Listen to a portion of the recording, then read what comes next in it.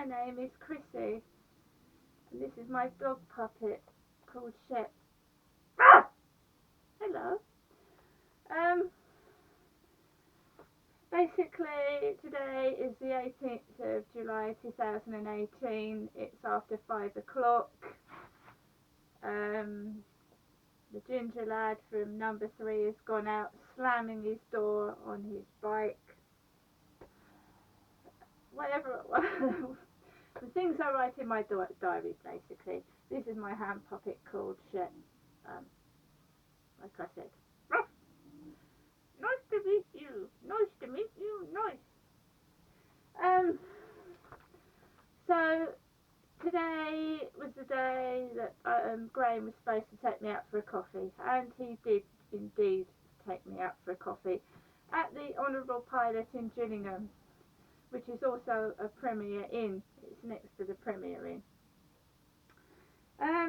Basically, Graham had told me he was going to pick me up at 4 o'clock because he finished work at 3:30. I have had a hell of a day. I'm knackered, I'm tired, and I'm sore. Basically, I went out to Chatham Library this morning. Their Wi-Fi wasn't working, and my card wouldn't let me onto the computer.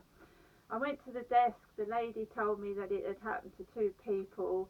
I tried to persevere with it, but I just got fed up. Now, sometimes Chatham's libraries computers are down and Rochester's is working. So I thought, wouldn't it make a nice change in this hot weather to just walk slowly down the riverside, gently, with no interruptions, no angriness, no shouting. A mum of 49 tired on her feet. So I went the scenic way, halfway up the riverside, right to as far as I could go. Then I went up to the GO Train building where my son Andrew used to go into. Then I passed Doust Way, where Andrew stayed, at Doust House. There was a car delivering goods with the number plate UG, UG,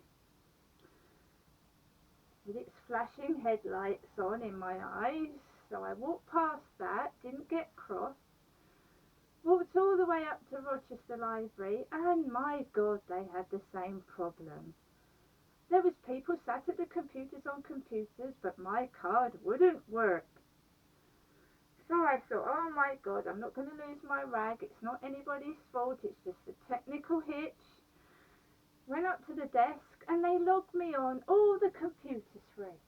All over the place apart from 2 seats where a man's sitting on it at computer number 10. So where do they log me on to? Right next to this man at number 9, even though there's computers empty that side. They sit me next to this man, and you know what I'm going to say next, don't you? A couple of seconds later, he gets up, and he's off. And I thought I fell right into that one, didn't I? So I got fed up again. After 5 minutes, walked out myself in disgust. After buying these 2 DVDs, one with Naomi Watts playing Princess Diana, and the Starving Games. Good morning, hungry citizens of District 12. Don't forget today is the gathering ceremony. So parents, please do bring your beloved children to the square for a random death lottery. And I got that to watch. So I walk all the way back with David lookalikes in fluorescent waistcoats that he wears to work, a blonde-haired delivery driver wearing one. I go back down to Chatham into Boots, because I know they've got Wi-Fi, and I think I'm going to stand up, I'll sit down. So I upload 4 videos and pictures of buses, and then Graham texts me, interrupting what I'm doing. So I walk all the way home after walking all the way to Rochester and back for nothing. And he's parked in Old Road car park. Well, no, opposite in the car park near the flat where I live. And he stood by his silver Alfa Romeo, and he says, "Hello, Chrissy, nice to see you." And I said, "Look, I need to go to the toilet," because I did. And as I'm walking up to the flats, the first block, there's this Iceland delivery coming up the path really fast with two lads in it. So I get up the stairs and I'm out of breath, and they come up the stairs and deliver to Gail. And they're laughing and looking at me. They think it's funny, do they? I don't know what they were laughing at, but they weren't very nice. And 5 or 6 bags of shopping went into Gail's. I said hello to Gail as they were stood there, because I was so tired I couldn't get the key in the door. So I go back out after going to the toilet, and Graham says, "What would you like to do?" And I said, "Well, there's a coffee area in Morrison's in Strood." And he said, "Oh, I've already been up there, near there." And so had I. So he drives me to Gillingham Honourable Pilot, where he kindly treats me to fish and chips and a Belgian waffle with lovely sauce. I can't say that the fish tasted very nice. The Belgian waffle was lovely. My fish tasted undercooked, and Graham's looked overdone. I wasn't spoken to by the staff. They spoke to Graham, as they used to do when my dad used to take me out to these places. They spoke to my dad and completely ignored me, but I'm used to that. Not one member of staff spoke to me, but they were all smiling and talking to Graham. There was a Scottish lady with a bloke behind me.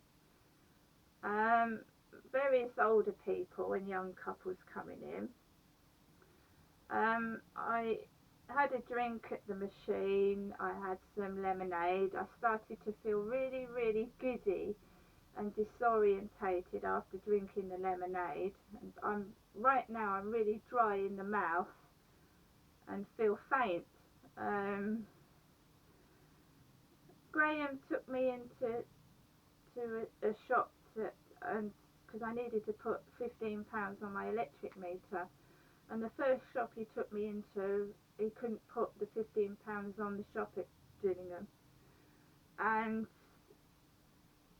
Graham drove me to Ordnance Street, where David used to go to St John Fisher School. And David's my son, by the way.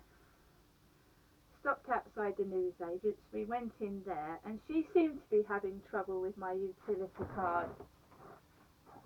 My electricity card, they were having problems putting it on. So I get back home and I find out that I'm still £6.72 on emergency credit.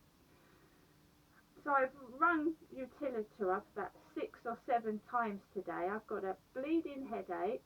I'm sore all around my face. I've got a dentist appointment tomorrow. First couple of girls couldn't hear me and understand what I was saying, and they gave me a code to type into the electric meter, which refused about 3 or 4 times. So I got through to another young lady, who finally has sorted out my electric problem, but I'm in debt with them.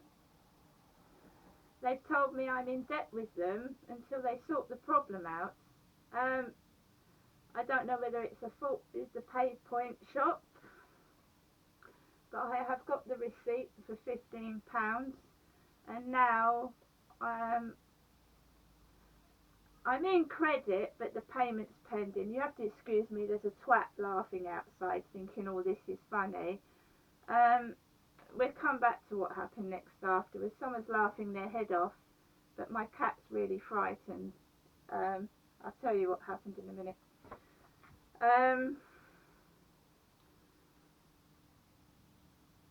So I'm pending, and it's on the meter. It says something about a tenancy agreement. And as far as I know, my tenancy agreement is with MHS Homes. And what is tenancy agreement coming up on an electric meter for? Anyway, Graham drives me back here in the car park, and I've already told him he can't come in, and I'm feeling like my drink has been spiked. I feel dizzy, disorientated, and quite unwell. But Graham didn't come into the flat. It's like my mouth, cotton mouth. You know when someone's like had too many drugs, and it's not dryness as in thirst as it's hot. It feels like my drink was spiked, but I'm not saying anything like that. He's given me a double lemonade with ice cubes in it, by the way. I come back home and my white cat is fast asleep in her litter tray. And as far as I know, Nikki, my brown cat, was on the balcony. She is an older cat, and she normally just sits on the chair out there. Well, a bit later on, the lady downstairs that Beverly told me she didn't like, the lady at number 1, knocked on my door. I thought it was the police, like that, and she said, "Your cat's fallen off the balcony." Now, I've lived here since 2011, and never has my cat fallen off the balcony, not one of them. Gail's cat fell off the balcony and was hurt. So a lady from the next block of flats came holding my cat, and she's fine, Nikki's fine, I'll show you her in a minute, but she's just, it's like she's got the shits. She's constantly going to the toilet at the moment. So I've now got to keep my bathroom window and kitchen room window shut in this heat, because somehow my cat fell off the balcony while I was out with Graham this afternoon. Come on, darling. Nikki doesn't normally let anyone pick her up, so I was quite surprised, but it is hot. She's not injured, but she's very, very shocked, I think. She's quite timid, and she's not usually very timid. The lady that said she was nice and I was polite back. They found my cat, she'd fallen off the balcony, and she's been returned. That's lovely. I said thank you, and that was it. But I don't know what people outside are laughing at. I mean, it's not very funny, a cat falling off the balcony. I don't think it is anyway.